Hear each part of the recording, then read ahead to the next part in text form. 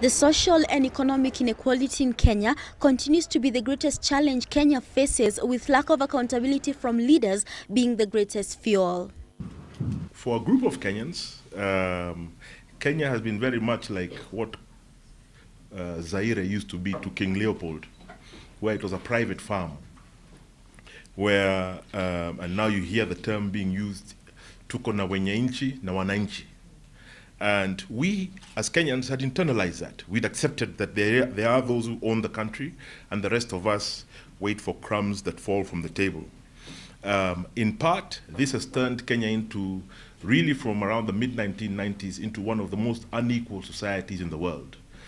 The entrenchment of impunity since independence has not only been decentralized in the country, but has also seen the moral fabric of the country decay over the years. Our social fabric is frayed. We talk about our politics a lot. We want to talk about our economics. We can see the skyline, the new Range Rover. Every third car seems to be a black Range Rover these days. All that is happening, but at the same time, the fabric of our society is fraying. And women, this has been my direct experience everywhere I've traveled, especially single mothers, are the ones holding this country together. The disorientation is caused in part by the devolution and decentralization of corruption and the attendant impunity in its regard. The ICC, according to analysts, has played a key role in helping Kenyans realize that the country will only be salvaged if only leaders are held accountable for their actions.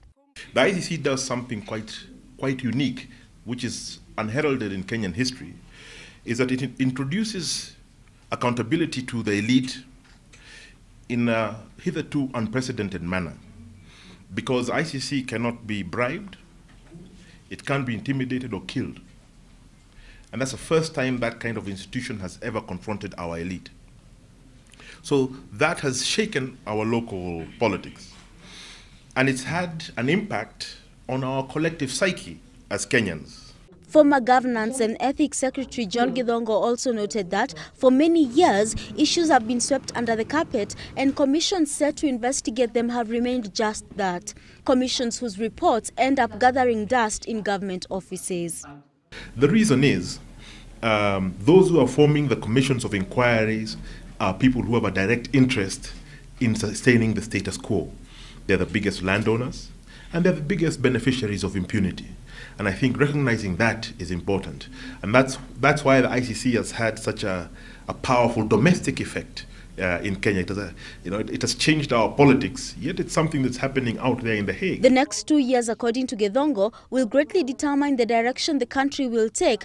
But until Kenyans learn that it is up to them to hold their leaders accountable, corruption in the country is not about to end. Nancy Njoki, GBS News.